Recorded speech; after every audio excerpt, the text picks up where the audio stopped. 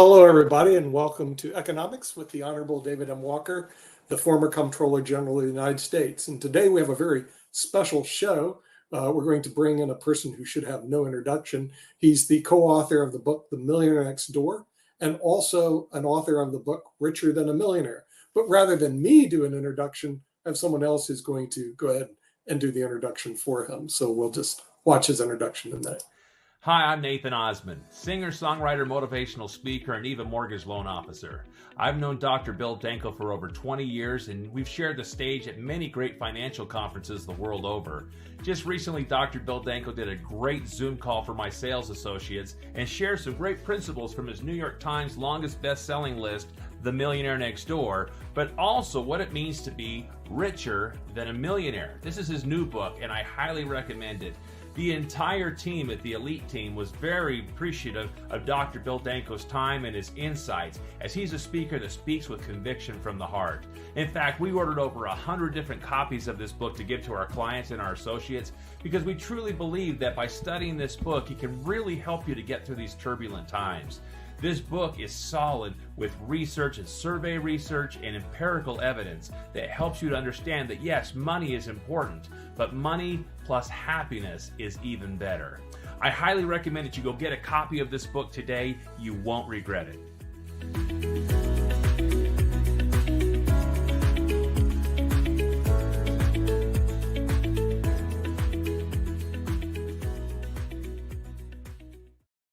And with that great introduction from someone else other than myself, we're going to now bring in the Honorable William Danko. Bill, welcome to the show.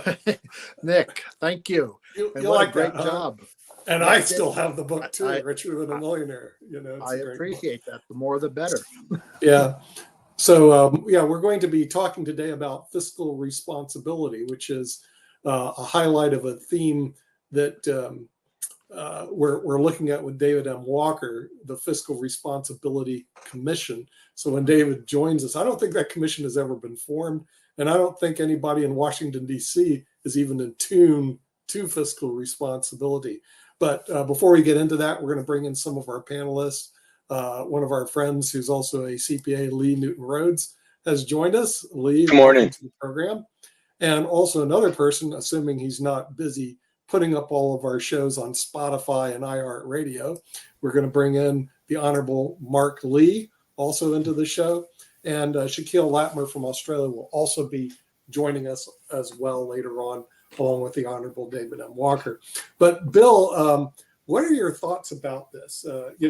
I like this book, The Millionaire Next Door, because it tells people a lot about being fiscally responsible, but also richer than a millionaire. In other words, that just money is something that you can never have enough of, but at the same time, it's not the end all in life. So tell us a little bit about this book because it's relatively new, and the other book. I'd like to hear more about it from the person who wrote it. What are your thoughts? Sure. Well, both books are based on empirical evidence. As a professor, we gather the data and then determine where it brings us. And in Richer Than a Millionaire, we looked at the idea of, okay, you have this high net worth, but are you happy? Well, there's a psychological construct called subjective well-being, SWB, by Professor Ed Diener, who created this maybe 20 years ago. But this construct is an easy-to-implement survey instrument to determine how well adjusted you are. And the higher you score on this particular scale, the more well adjusted or therefore happy and content you are with your life. Well, one thing we found that all wealthy people are not happy. Fortunately, the majority are.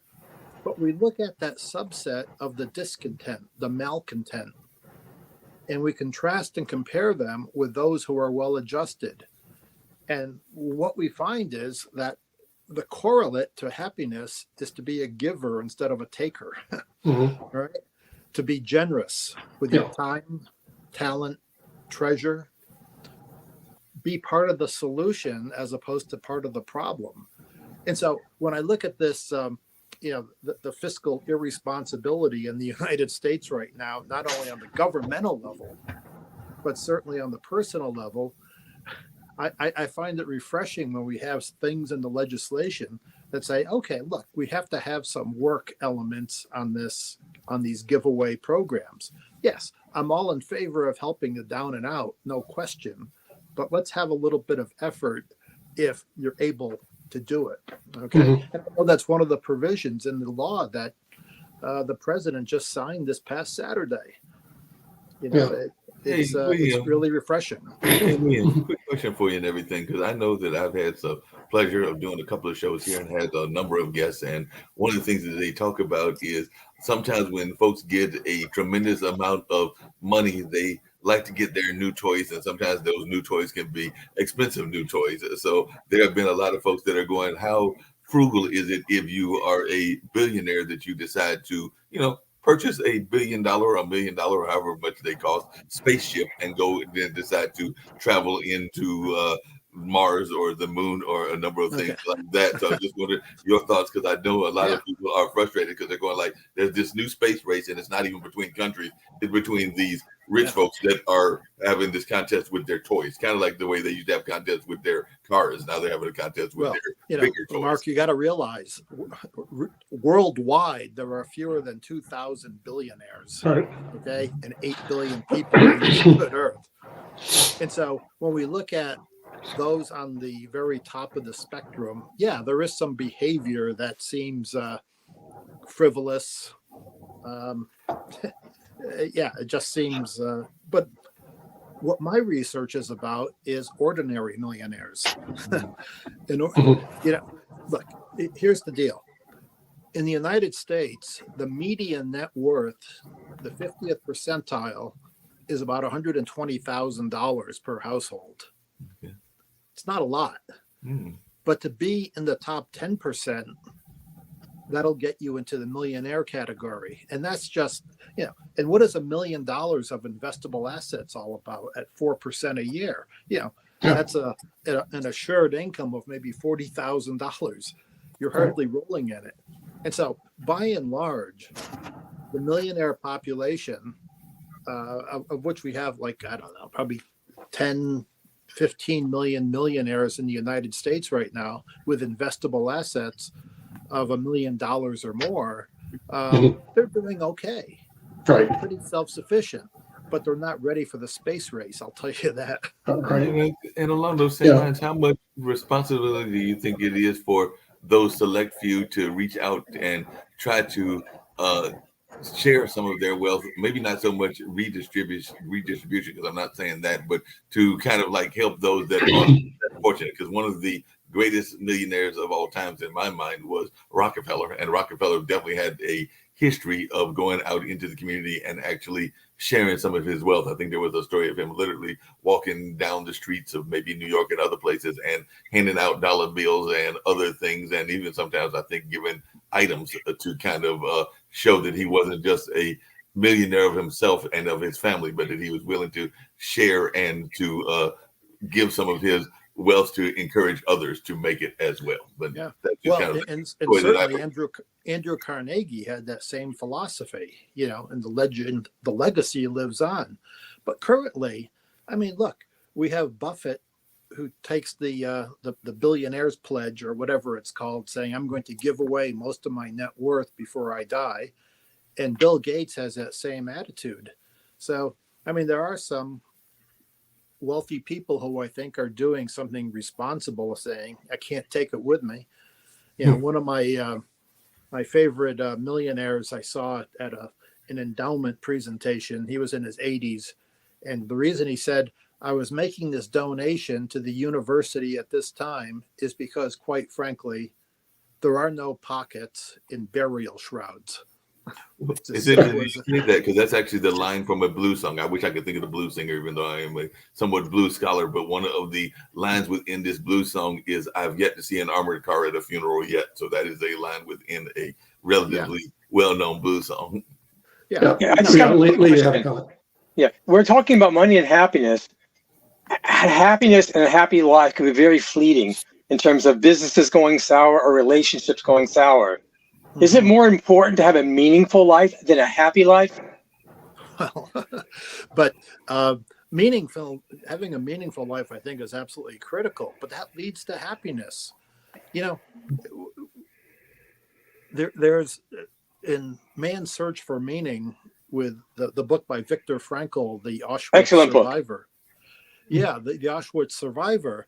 He says, you cannot pursue happiness; it has to ensue, and it only comes about as how much you give into your life mission, and how you're helping others, and then the rewards come, not only financially but also in terms of the gratitude that you feel and the others feel. So yeah, it's so yeah, money is not the end all, but boy, Yeah. Happiness Happiness takes place as you give more service to other people, and that's my philosophy too, Bill. But then we always have people have a contra philosophy, and we brought him in from Australia. He's the president of Pacific Rim Council down under, Shaquille Latimer. So I'd like to hear from Shaquille. What is your thoughts about being richer than a millionaire by giving as opposed to taking all the time, which I know you're an expert at? Oh yeah, right. Yeah, no, thanks for that. Well. Firstly, I don't want to. My comments are mine. They're not representative of the Business Council or any other organisation that I'm part of. But look, we voted across the world to have taxes, specifically so that we could help the poorest people in our countries. So if the government takes our money and pisses it up against the wall, and then you come back to me and say, "Oh, look, the Children's Hospital needs more equipment." What a cop-out. If the Children's Hospital needs more equipment, the government needs to say, "Look, guys, we need to raise taxes."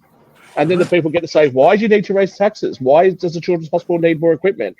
Because if you have been entrusted with our money and you've pissed it up against the wall, that's on you. We need new government. What we don't need to do is to bully and harass the wealthiest people in our society and make out that all they do is take. Now, first of all, the money that I have got, I didn't take from anybody, Nick. I earned it.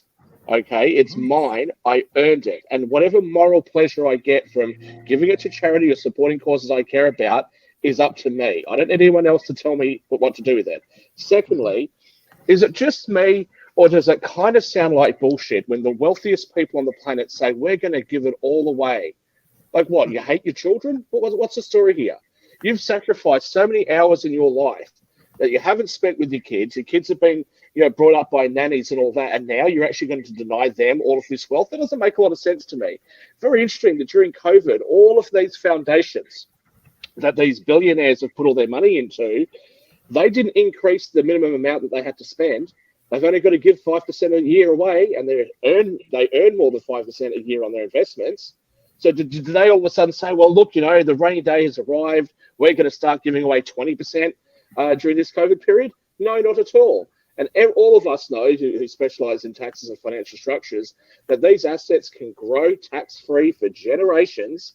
But if they ever want to take the assets out, they can, and they just have to pay the final tax on it. So, this is just structuring and tax tricks. Don't be deluded into thinking the wealthiest people on earth make hundreds of billions of dollars or tens of billions of dollars and then wake up one day and go, "Well, you know what I should do? I should give it all away." No, I don't believe it. I think they're all full of crap. Okay, well, respond to Shaquille for a second. Yeah, I think that would be a good idea. All right, here's a book by Professor Arthur Brooks, American Enterprise Institute. He's in a think tank. Anyway, but he makes the point in this empirically based book that it's not about governments giving it away. It's about individual philanthropy that makes the most impact. Because you're right, Shaquille. The government often misdirects money in an unfortunate way. Now, I remember a Forbes article, an interview with Bill Gates, when he was asked how much money his children will be getting from his vast fortune. And at the time, he said they're only going to get $10 million each. I don't want to spoil them. So he's not going to make the kids billionaires, but he's certainly not going to let them be destitute either. So, I mean, in fact, if you get too profligate, you are going to ruin the kid's life. They have no motivation to achieve on their own. So it's not deprivation. It's called motivation. Well, I understand. I understand this idea, and I get it. And I know that the what do they call themselves, the good club or whatever, all the billionaires promise to give all this money away. I'm not trying to suggest that $10 million is nothing, but $10 million is not that much. You know, you're not going to be living a lifestyle where you can afford to fly on private jets and have yachts and all that. In the Amber Heard Johnny Depp trials, these guys like he spends like $2 or $3 million a year just to maintain the lifestyle that he has. So you're going to give your kids $10 million when you're one of the richest people on earth? You are depriving your kids because you've dangled a carrot in front of them their whole lives. Their entire lives, they've lived in mansions, they've gone to these great schools. They've had everything they could possibly want. And now all of a sudden you're going to give them an amount of money which doesn't allow them to maintain the lifestyle that you as a parent have dangled in front of them their whole lives. I can't imagine wanting to do that to my children. That's a horrible thing. I'll bring my violins out for Well, Bill Gates' but we children. talk now. Hang on just a moment. Let's talk about this in relative terms. We talk about today, and David M. Walker and I will often discuss the differences between generations. Okay, a lot of young people today and the millennials are talking about how hard it is to have the lifestyle that their parents had. Okay, but if you were to go back 200 years, the lifestyles that are held by the poorest people in our countries would be enviable to the people that lived 200 years ago, would be enviable to the 2/3 of the world's population that doesn't have enough to eat. So do we just say the same thing? I'll bring out the violins. No, we all generally would like our children to have at least as good a life as what we've had. And the idea that you're going to give the money away when you've already paid your taxes and deprive your kids for the sole purpose of making sure that your kids aren't spoiled, I don't get it, and I certainly will not. If God ever blesses me with children, I certainly won't do that to my Bill kids. and Okay, we're going to shift a minute. We want to bring in David Walker, who brought up the Fiscal Responsibility Commission, speaking about children and grandchildren having a better life. If we don't get our house in order, they're not going to have any life. So, David, what is the Fiscal Responsibility Commission, or is the media and everybody going to drop it since McCarthy and Biden agreed to this debt extension, and everything's going to just die until it reappears itself? So, what about the fiscal responsibility? Right before I get into that, let me comment on what I think you were talking about. Sure. For the first time in the history of the United States, 78% of Americans believe that life for their kids and grandkids will not be as good as theirs. That is un-American. For every generation seeks to try to be able to provide a better life for their kids. Now, you also have to understand the issue of the word enough. Once you have enough, then you don't need to continue to try to get more money just to be able to keep score. You want to be able to give your kids something where they can be reasonably comfortable, but they have to work. They have to do something to be productive, okay? And so there's a balance, if you will. And I know I myself, there are a number of charities that I'm going to give money to because I am going to leave something to my kids. I'm not in a situation where I'm wealthy or ever will be. I'm very comfortable, but I'll never be wealthy because I spend most of my life doing public service. And you don't get paid a lot of money in public service if you're honest, and I can assure you I'm honest. Okay. No, David, Are you saying all those? Are you saying all those rich politicians are not honest, or have you just been doing something wrong, Dave? I'm saying I'd like to find out how they got their money. Okay, we'll just leave it at that because I know what they get paid. Okay, Right. All right, now David, let's transition. I have to leave early, but I'm going to try to continue in the car on my way over. But my question is, why is it that we continue to?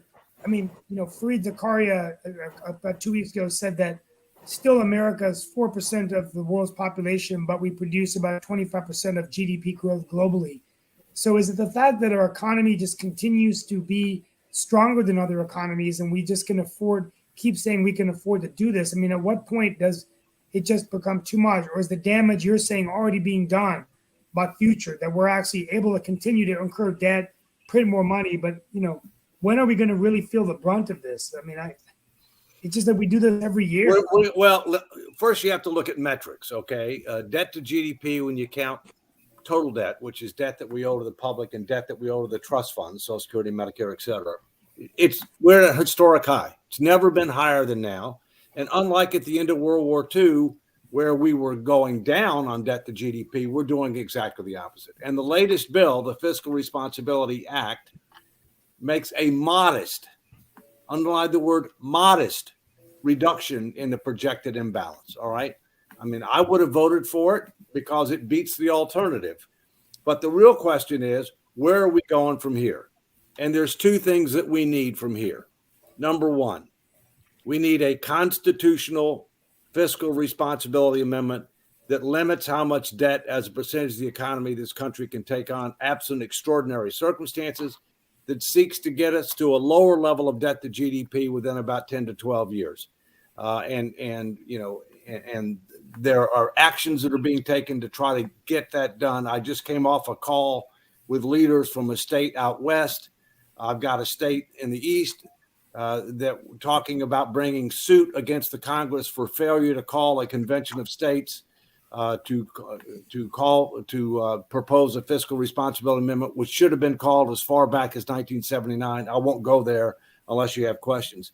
The second thing that has to be done is you have to realize that we're in such a deep hole, and that hole's getting deeper and deeper, and time is working against us, that the idea that you're going to make the kind of choices on reforming social insurance programs, reprioritizing and reducing discretionary spending, including defense, engaging in comprehensive tax reform that also generates more revenues as a percentage of GDP, the idea that you're going to do that through the regular order in a reasonable period of time is not going to happen. And so therefore, we're going to have some type of a special commission that engages the American people with the facts, the truth, the tough choices, solicit their input, makes recommendations where everything's on the table for a guaranteed up or down vote. And I'm working with leaders in the Congress now to try to help make that a reality. Those are the two things you're going to have in order for us to restore fiscal sanity and sustainability, and in order to make a dent in the opportunities to try to make sure that our kids and grandkids, and that's who I'm worried about, not my kids, my grandkids, that they have the opportunity to have a better life than we do. Hey, Dave, I think you've currently already got 20 states, haven't you, that are calling for that convention. So we had I'm not 30, sure what 39 in 1979, 40 in 1983. You only need 34. Well, this is very scary. I hope that we can. And you need 35 to. You need 35 to actually make the amendments. But right now, I think that the numbers are at 38 to ratify. Right. So yeah. I don't see. Look, I think the United States is at some point going to be forced to tackle this because you're right in that they're not going to do it by choice. I think with the strength of the BRICS nation and a potential decoupling of the petrodollar, or a potential change in the US's reserve currency status, is going to force the United States to make some really, really tough choices. And this financial irresponsibility in the United States really it is unfair on the rest of the world, because the rest of the world had agreed to use the US currency as its reserve, and it's been inflated away and its value has been frittered away over things that are not necessarily in the interests of the world that is entrusted their labor profits in the US dollar. So I think the US has an obligation to do something. It's very interesting. More domestically, you said the 78%.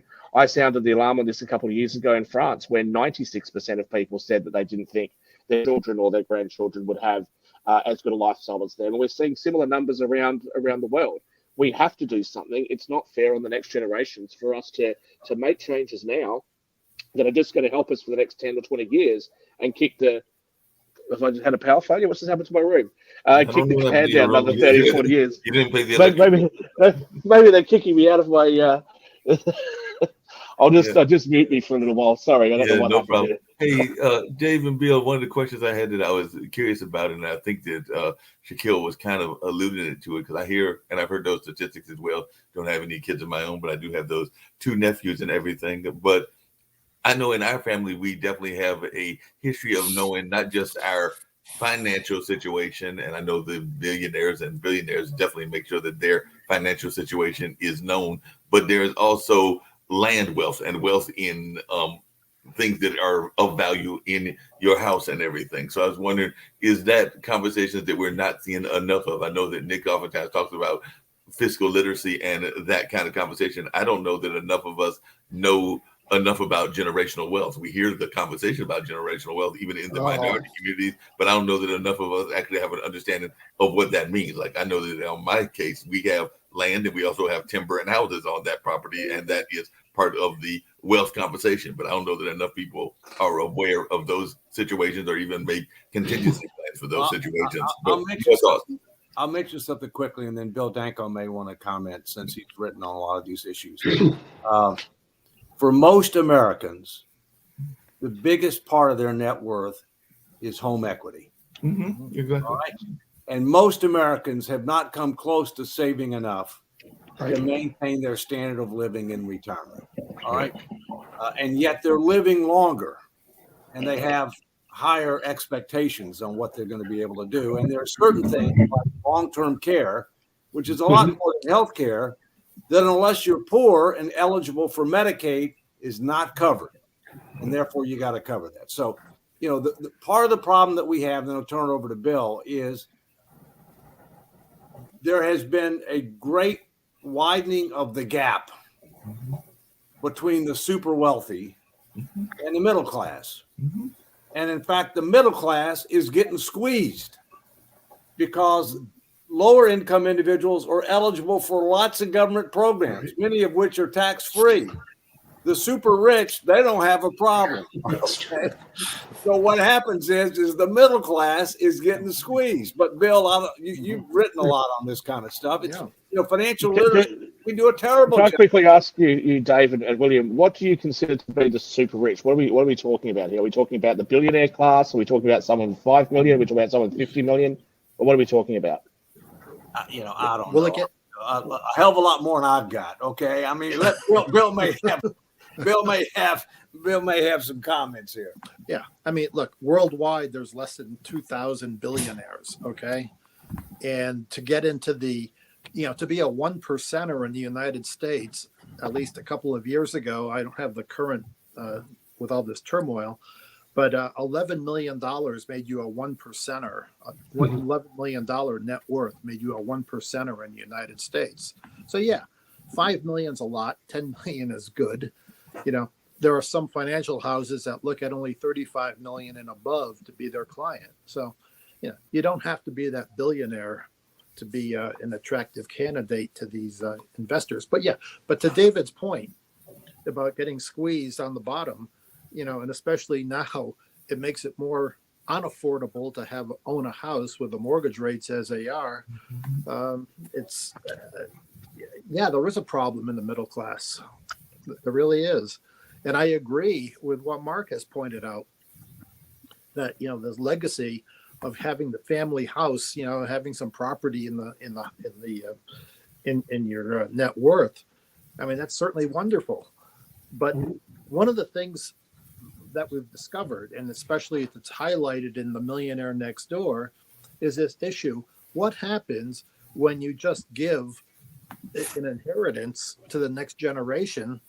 It deadens their senses, easy come, easy go. We show in all the categories from clothing to housing to artwork to cars.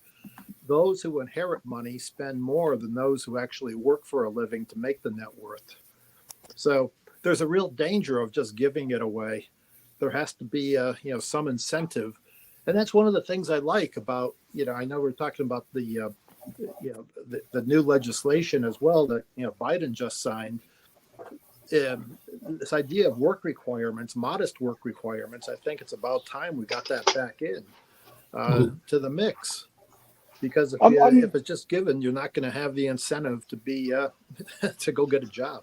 I'm really confused by this conversation about, people giving money to their kids. First of all, it shouldn't be up to government what people do with their money. If I work really hard and I want to give it to my kids, I should be able to give them any amount that I want to. Government shouldn't be able to do anything. Now, the logic that I hear, though, for why you guys have those horrible, ridiculous estate and death taxes in the United States is to prevent people from accumulating this wealth and hoarding it. Now I'm being told that actually, if you give it all away, it ruins those young people because they spend it all. So which is it? Are they hoarding the money for intergenerational dynasties, or are they spending it all irresponsibly? We're Well, going to get surely into if they're that. spending it all irresponsibly, that's a good thing, right? Because the money's being We're going to bring recirculated in through the some. economy with the free market. We're going to bring some experts in July to discuss intergenerational transfers. Shaquille, it's different than anybody thinks, really. First of all, the estate tax, they changed it since I started practice back in 1984. You used to pay an estate tax when you had more than $425,000, and then the tax was 55%. Today, because they have a combination unified credit, it's over 23 million. So what they did over the last, several decades, they basically eliminated the federal estate tax for the vast majority of the population in the United States. And they should eliminate it for the rest of the. They should eliminate it for the rest of the population. It's a disgusting tax. Because and when they do, they pass laws that index for inflation. At the same time, the minimum wage was never indexed for inflation. Okay, but here's one of the problems. The estate tax could be used to offset the national debt. In other words, any tax, Nick, any tax. Debt.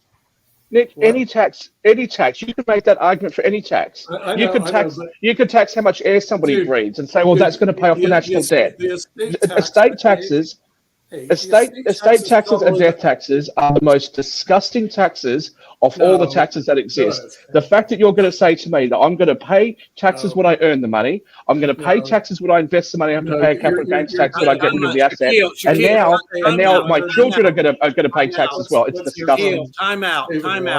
Here's part of the problem, Shaquille. Part of the problem is words matter, right? Good friend of mine is called Frank Luntz. He's probably the best wordsmith you're going to find in politics. All right. He's a friend of mine. Okay. I just read his book, actually.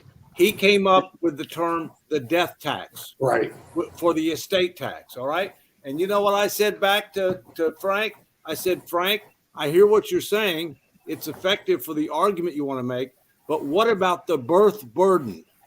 What about the fact that every new child who's born has hundreds of thousands of dollars of accumulated debt that they're going to have to be responsible for? Here's the key. If we were paying our way, Shaquille, if we were paying our way and we weren't accumulating all of this debt, your argument, I think, has great merit. But the fact is, we're not. We're not. Dave, we're not. Dave, I respect you. I respect you immensely. But if we're going to play reverse word games of the birth burden, that birth burden wasn't just incurred and then spread out across all of the poor kids of America.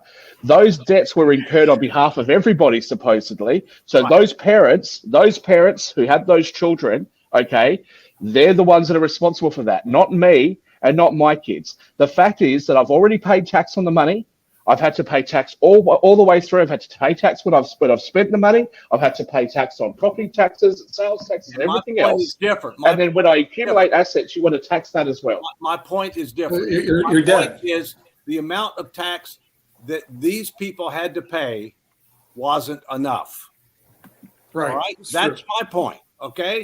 You did pay tax, but it wasn't nearly enough. Okay. And the easiest time to collect this when someone dies. I agree with that. Change the tax code.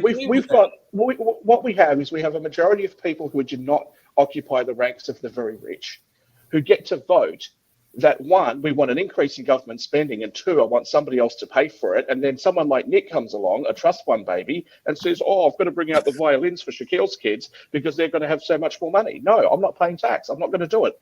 I'm not going to voluntarily give my money away to people that piss it up against the wall. I didn't know that Nick was a trust fund baby. Yeah, you do. Let's don't go there. Hey, listen, I have a whole different life revolving around trust. Not only being the beneficiary, but also setting up trust for hundreds, if not thousands, of clients, including the family that founded Coca-Cola. They were my clients. The president of Kimberly-Clark was my client. The president of Bausch & Lomb was my client. The founder of Dunkin' Donuts was my client. Oh, yes, man, there you go. And they all Love had Milky trust. And I know because I drafted them. Okay. But not only that, a lot of them also were recipients of trust. It's a whole industry that is heavy in the 4 areas in Florida I worked in: Boca Raton, Palm Beach, Fort Myers, and Naples. I mean, it's the name of the game is intergenerational transfer of wealth. And yes, you have different people. There's some people that really believe like Shaquille does. It's my money and all blah blah blah. And there's some. You know why I believe it? You know why I believe it's my money? Because they don't care. My parents grew up dirt poor on a farm. Yeah. We're losing you, man. We're losing And works really hard. And I have earned every cent of what I've got. I haven't ripped anybody off. I haven't been a criminal. I haven't done anything like that. I've paid my taxes all the way through my life. And when I go to give that money away to other people in my family, that should be my choice and not somebody else's. Yeah. So I believe it's my money because it's mine, because I earned it. Of course, because you worked for it and you never were part of intergenerational transfer of wealth. Okay, I got it. But you're not a worker either. But there's a whole class of people out there that aren't like you, Shaquille. I'm just saying it. So let's hundreds of thousands, if not millions. Let's play with your logic for a minute then. So if my parents are both really accomplished athletes or really accomplished musicians or something like that, and they spend a disproportionate amount of time with me teaching me how to play musical instruments, or they spend a lot of time with me encouraging me to pursue athletics, which gives me an advantage over every other kid. What we should do is we should say, you know what, to those parents, we should say, you know what, you're not allowed to do that. What we want you to do is we want you to teach your kids, but we also are going to require you to teach everyone else's kids as well for free, because we don't want someone else's kids to have an advantage or for your kids to have an advantage over them. It's ridiculous. That's ridiculous. It's a disgusting tax, and I'm never, ever going to change my mind about that. Death taxes are disgusting. I totally understand the very selfish argument. Okay. But at the same time, since we live in a country, and this is what a lot of the wealthy people, someday I'll take you around these areas, you'll meet really rich people. They actually believe that they should pay some amount in estate taxes and contribute back to the country that actually helped them. Nick, nothing is stopping them. The wealth that they've achieved. One guy told me he was worth about 20 million. He goes, okay, so I got to pay 10 million estate taxes. So what? Because my kids get 5 million each when I kick the bucket. What's wrong with that? And what am I supposed to do? The fact that he doesn't care enough about his kids doesn't mean that I shouldn't care enough about mine. If he wants to pay the tax, he can do so. Most wealthy people don't want to give their kids too much money because, Bill, let me come back to you. That's true. What about the history of people that are super wealthy, okay, giving money to the kids and the kids being blown, or businesses, that they've done sweat equity to build, and then they inherit it, the kids inherit it, the grandkids. My understanding is a very high percentage of those go bust. Yeah. That's right. They dissipate you're dominating the conversation. You need to back off a little bit. Go ahead, Bill. Yeah. No, David, you're absolutely right. Just look at the longevity of small businesses as well. The original founder would love to have their children inherit the business, but they don't often have the motivation to carry on the business. Right. You have the opportunity that you find one of your siblings or one of your children who can actually do it. What is the probability that their child is going to want to do it? To bring generation after generation into the family business is really unlikely. The data shows that from the Small Business Administration. It's very hard to do. And likewise, when you give unbridled wealth to the next generation, they'll say, wow, this is great. My lifestyle can now expand and I don't have to worry about replenishing anything unless I have that same attitude. I want to be a good steward and then have it for their children and grandchildren. But what is the probability of that happening? Money can be very elusive. Should there not be a personal choice?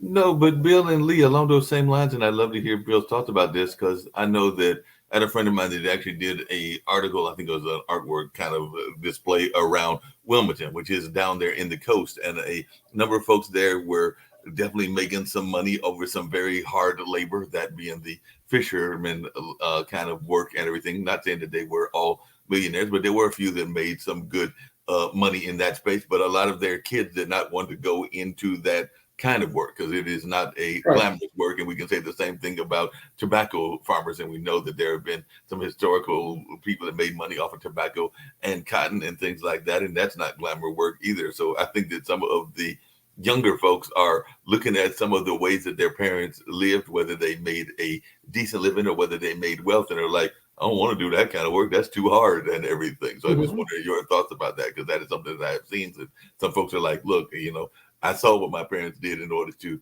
get their wealth, and I'm not trying to do that. I want to go become a celebrity or whatever. And one of the ironies, you look at these blue collar millionaires who really had a tough time making the money, but did make the money. What do they tell their children? Look, I had a pretty tough life. I want you to go to a college, an expensive college. I want you to hang out with rich kids who are going to be at the same college. And what has the parent just done? Said, look, I know what I had to do to make the money, but that was hard work. I want my kids to have it easier. And what you've just given them is the death sentence. And stripped out their motivation.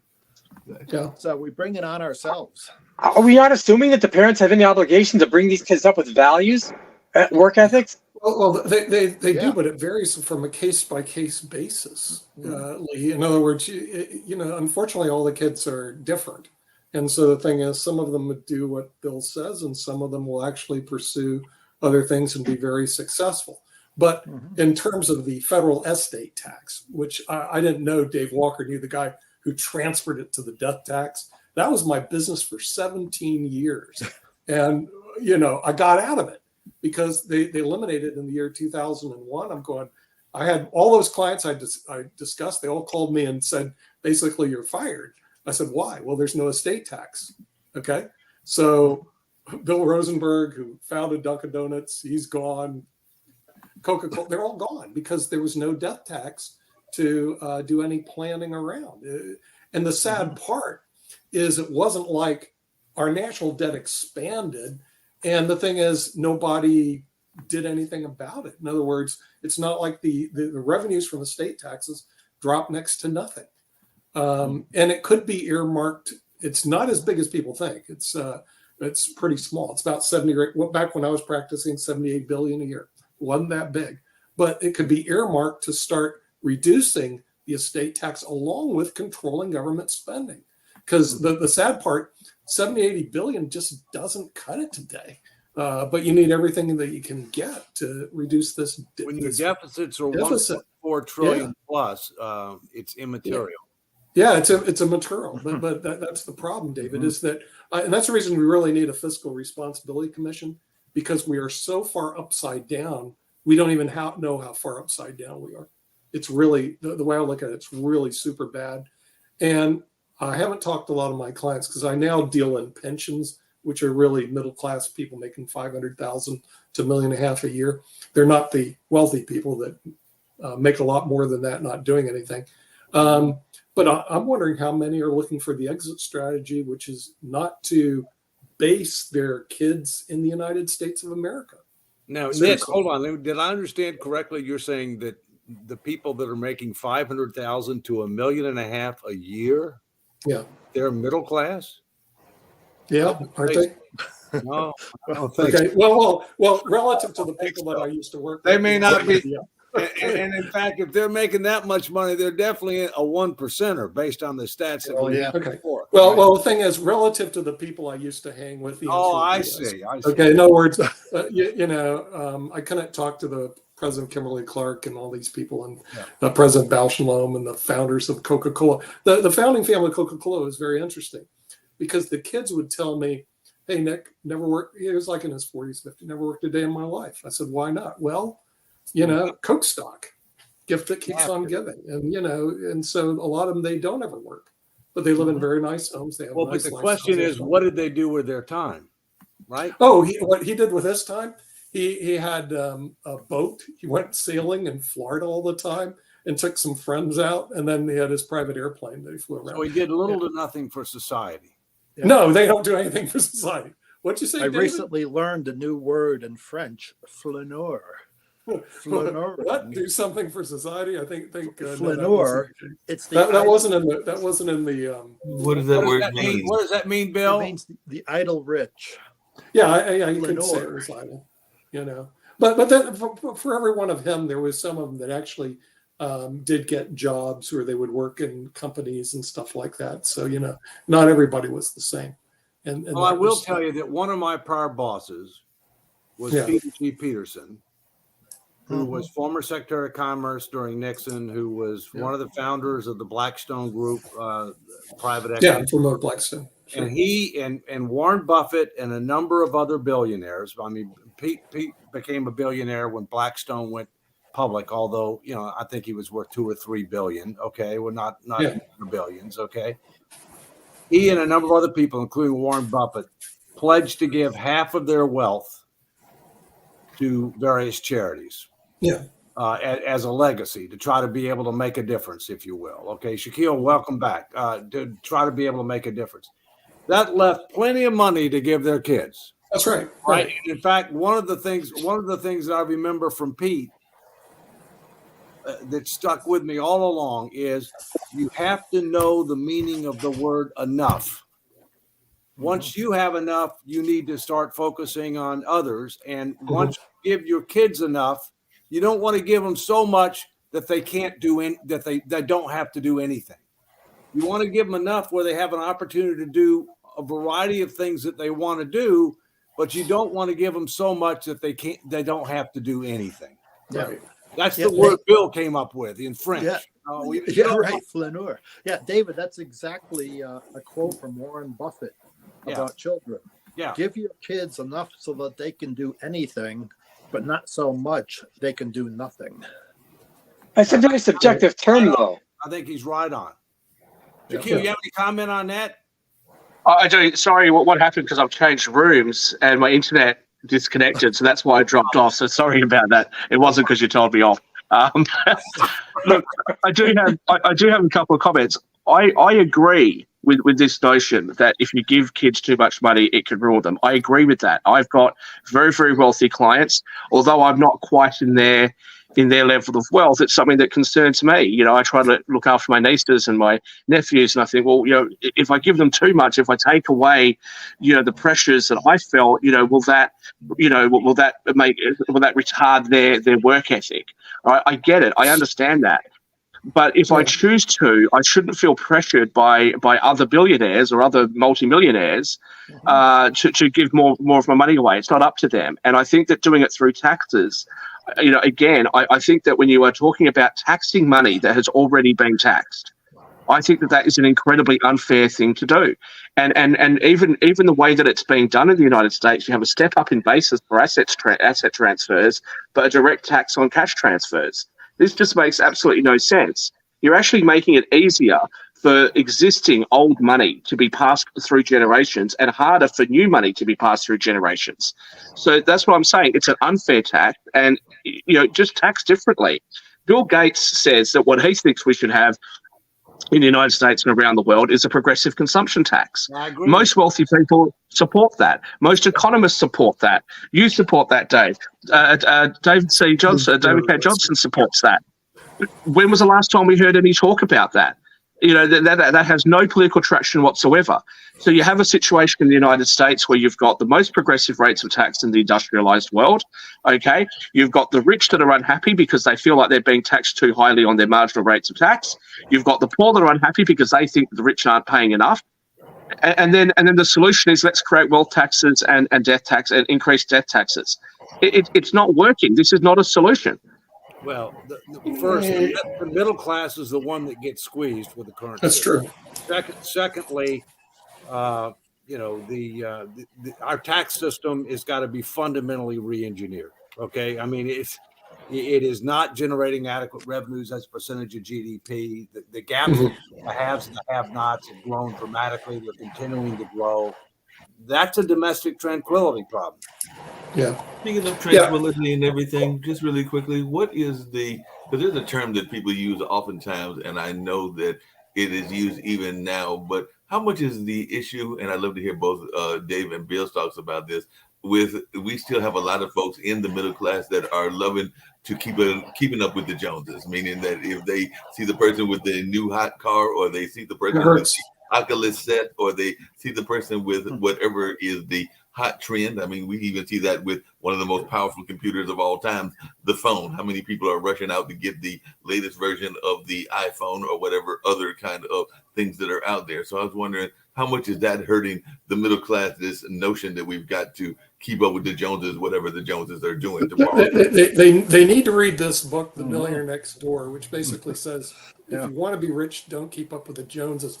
But I have another story about a wealthy person. When I went to University of Miami Law School, one of my classmates was Stuart Miller. His dad was Leonard Miller, who founded the Leonard Corporation, which is a big home builder in Florida. They may build outside.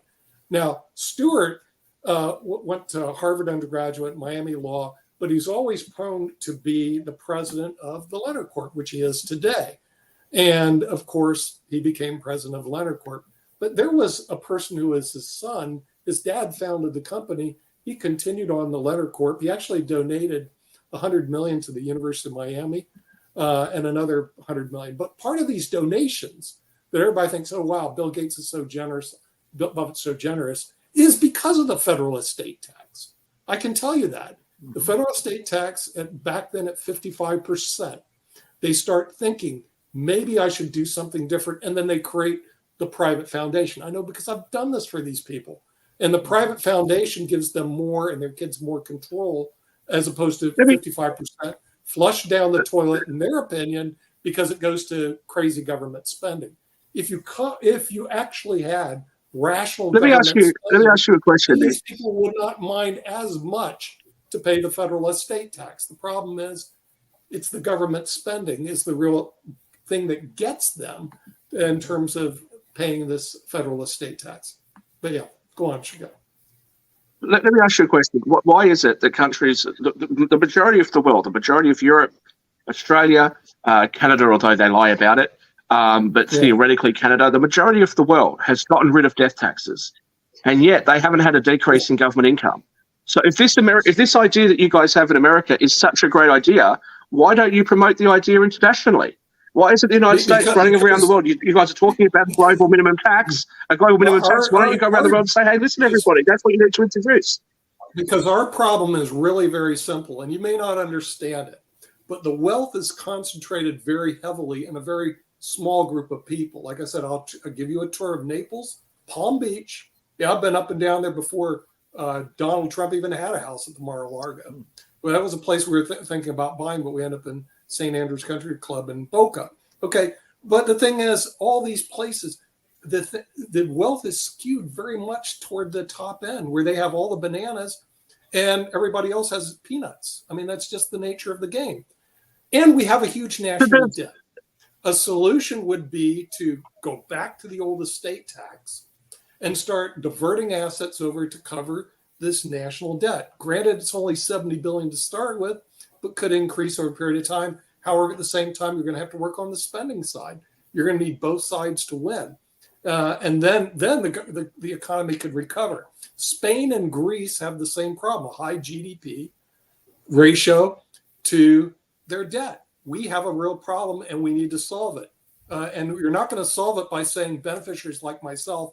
And by the way, I wasn't a trust baby. I started off as an entail baby, something you wouldn't even understand. But that's because in the 1944 will that my grandfather Vandermark set up on the Bank One shares that became Chase was an entail. That's what you used prior to trust.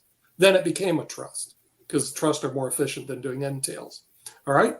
Now, then beneficiaries like myself would actually have to pay taxes rather than getting a free ride in life. What's wrong with that, Shaquille? Okay, there's nothing because somebody else somebody else has already earned the money.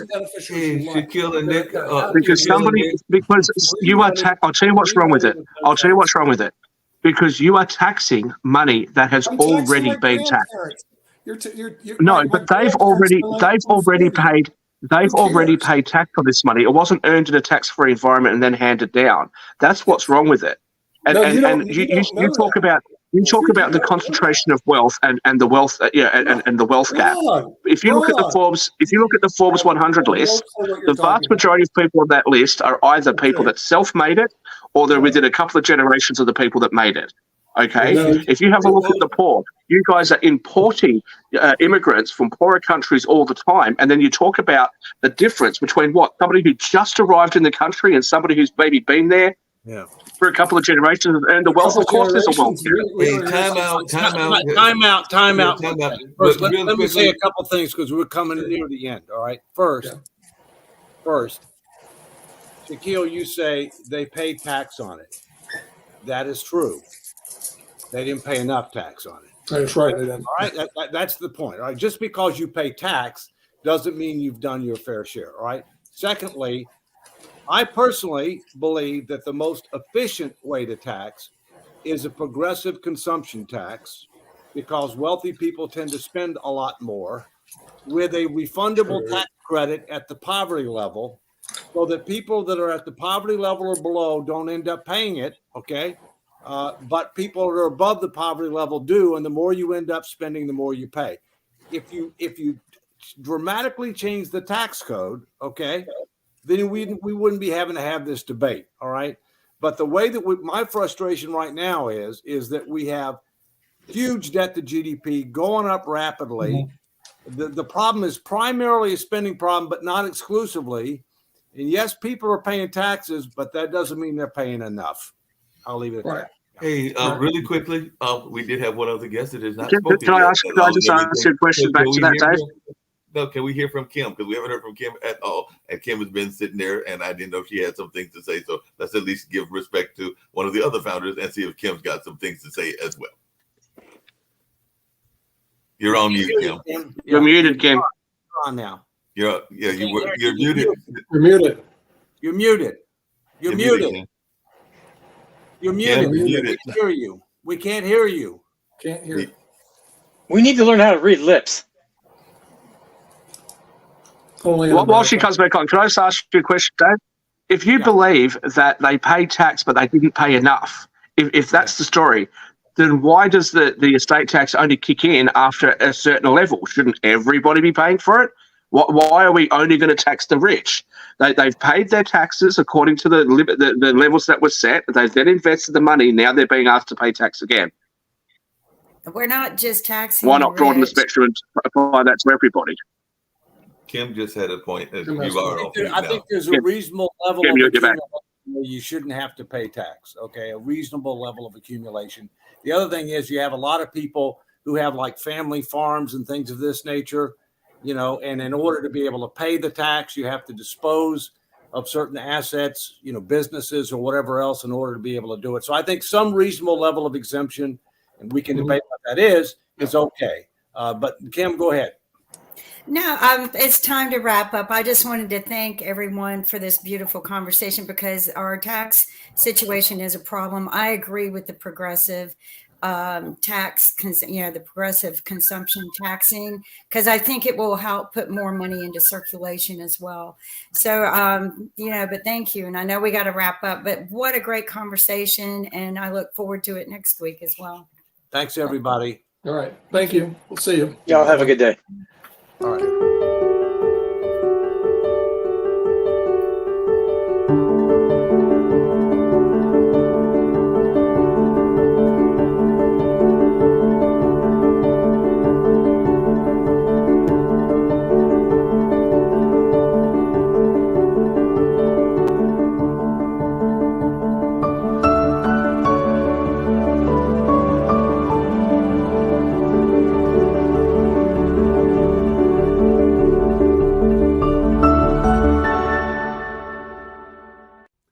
Hi, I'm Nathan Osmond, singer, songwriter, motivational speaker, and even mortgage loan officer. I've known Dr. Bill Danko for over 20 years, and we've shared the stage at many great financial conferences the world over.